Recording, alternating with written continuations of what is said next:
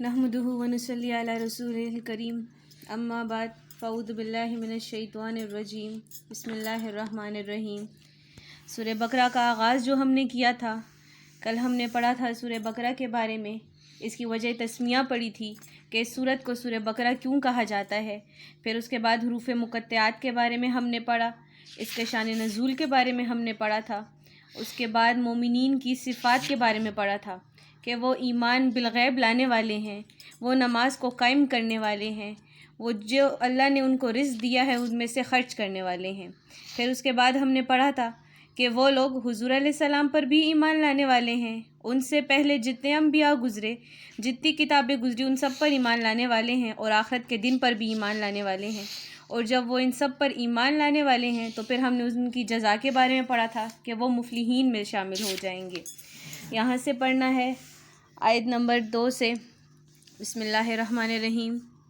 ان الذین، کہ بے شک جن لوگوں نے کفر کیا، سواء برابر ہیں علیہم ان پر، انذرتہم، خواہ آپ ان کو ڈرائیں، ام لم تنذرہم، یا آپ ان کو نہ ڈرائیں، لا یؤمنون، وہ ایمان ہرگز نہیں لانے والے۔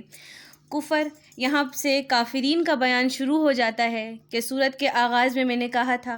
کہ سورت کے اندر مسلمانوں کا بیان ہے، متقین کا بیان ہے، مفلحین کا بیان ہے، اس کے بعد کافرین کا بیان ہے، اور اس کے بعد پھر منافقین کا بیان آئے گا۔ تو یہاں سے اب کافرین کا بیان شروع ہو جاتا ہے کہ کفر کے لغوی معنی چھپانے کے ہیں،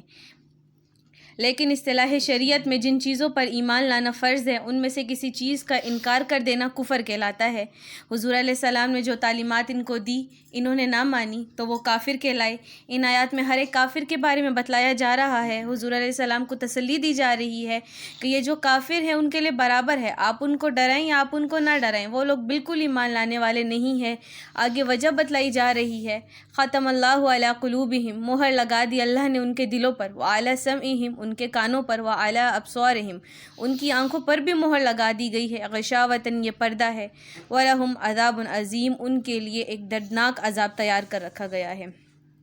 یہاں ان آیات میں بتلایا جا رہا ہے کہ یہ جو کافرین ہیں، آپ جو خفا ہوتے ہیں، حضور علیہ السلام سے فرمایا جا رہا ہے کہ آپ جو خفا ہوتے ہیں کہ یہ لوگ ایمان نہیں لاتے، سبب اس کا یہ ہے کہ ان کے دلوں پر مہر لگا دی گئی ہے، ان کے کانوں پر مہر لگا دی گئی ہے، ان کی آنکھوں پہ مہر لگا دی گئی ہے۔ مہر لگانے کا مطلب یہ ہوتا ہے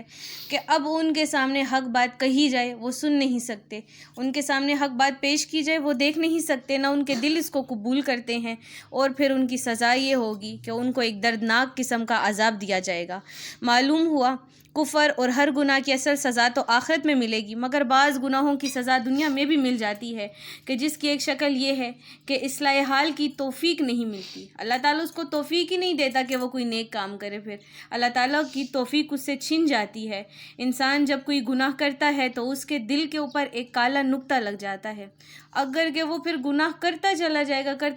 گا تو ایک کالا نقطہ لگتا چلا جائے گا، اور آخر میں اس طرح ہوتا ہے کہ اس کا دل سیاہ ہو جاتا ہے، زنگ آلود ہو جاتا ہے، کہ جس کے بعد اللہ تعالیٰ اس کو نیک کام کرنے کی کوئی توفیق ہی نہیں دیتے، اس کا دل ہی نہیں لگتا۔ وَمِنَ النَّاسِ، اور بعض لوگوں میں سے ایسے ہیں، مَن یقول، جو کہ کہتے ہیں آمنا باللہ،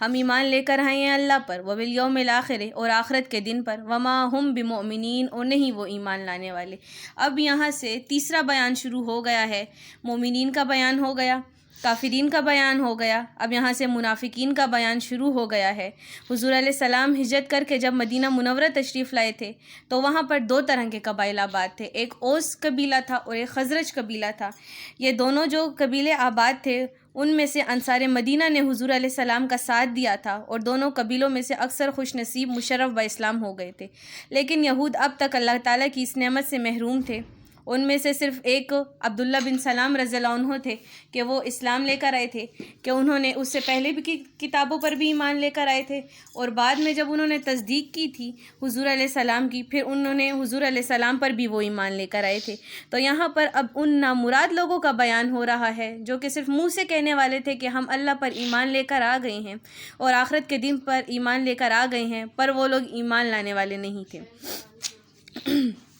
یخادعون اللہ، وہ دھوکہ دیتے ہیں اللہ کو، والذین آمنوا، اور جو لوگ ایمان لے کر آئے ہیں، وما یخدعون، نہیں دھوکہ دیتے، الا انفسہم، مگر وہ صرف اپنے آپ ہی کو دھوکہ دیتے ہیں، وما یشعرون، اور وہ لوگ سمجھنے والے نہیں ہیں۔ منافقین کے حال کوئی مزید وضاحت کی جا رہی ہے، بیان کیا جا رہا ہے۔ یہ جو منافقین ہیں یہ لوگ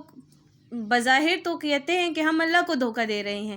پر اللہ کو تو کوئی دھوکہ دے ہی نہیں سکتا، کیونکہ اللہ تو دلوں کے حال سے واقف ہے۔ برخلاف وہ خود کو ہی دھوکہ دے رہے ہیں اور وہ لوگ اس بات پہ سمجھتے ہی نہیں ہیں۔ فی قلوبہم مرض، ان کے دل میں بیماری ہے، فزادہم اللہ مرضا، بڑھا دی اللہ نے ان کی بیماری، ولہم عذاب علیم، اور ان کے لیے دردناک عذاب ہے۔ دردناک عذاب، یہاں پہ یہ جو علیم کا لفظ استعمال کیا گیا ہے یہ ایک ایسے عذاب کے لیے استعمال کیا جاتا ہے جب کہا جاتا ہے کہ جب عذاب دیا جائے گا ان کافرین کو تو اس عذاب کو خود بھی درد ہو رہا ہوگا، اتنا خراب ان کو عذاب دیا جا رہا ہوگا، تو تبھی یہاں پر علیم کا لفظ استعمال کیا گیا ہے۔ بما کانوا یکذبون، کیونکہ وہ لوگ جھوٹ بولا کرتے ہیں، وہ جھوٹ بولتے ہیں، نہ وہ اللہ پر ایمان لے کر آتے ہیں، نہ وہ کسی پر ایمان لے کے آتے ہیں، نہ حضور پر ایمان لے کے آتے ہیں، نہ اللہ کی کتاب پر ایمان لے کے آتے ہیں، کذب بیانی کرتے ہیں، نفاق کرتے ہیں، اصرار کرتے ہیں۔ اللہ ان کو ایسا عذاب دے گا کہ جو وہ لوگ یاد رکھیں گے۔ آگے یہاں پر دل کی بیماریوں کا بتلایا جا رہا ہے، منافقین کا کہا جا رہا ہے۔